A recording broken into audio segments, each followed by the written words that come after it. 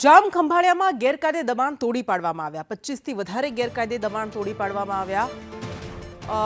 સરકારી જગ્યા પર જે ગેરકાયદે દબાણ ઊભા કરી દેવામાં આવ્યા હતા તેના પર બુલડોઝર ફરી વળ્યું છે અને 25 થી વધારે આવા ગેરકાયદે બાંધકામોનું ડિમોલિશન કરવામાં આવ્યું। અત્યારે ગુજરાતના અલગ અલગ જગ્યાએ આવી ડિમોલિશનની કામગીરી ચાલી રહી છે। વિકાસના કામોને અવરોધ થતા દબાણો એક બાદ એક દૂર કરવામાં આવી રહ્યા અને હવે આ બાંધકામ પર પણ દ્વારકાના બાંધકામ પર ફરી એક વખત બુલડોઝર ફરી વળ્યું છે। બુલડોઝર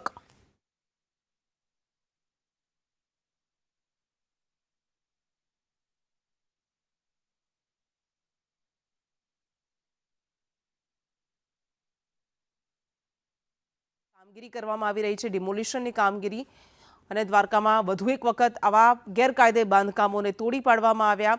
વિકાસના કામોને અવરોધતા આવા બાંધકામો પર બુલડોઝર ફરી વળ્યું। 25 થી વધારે બાંધકામ હતા જેને તોડી પાડવામાં આવ્યા છે।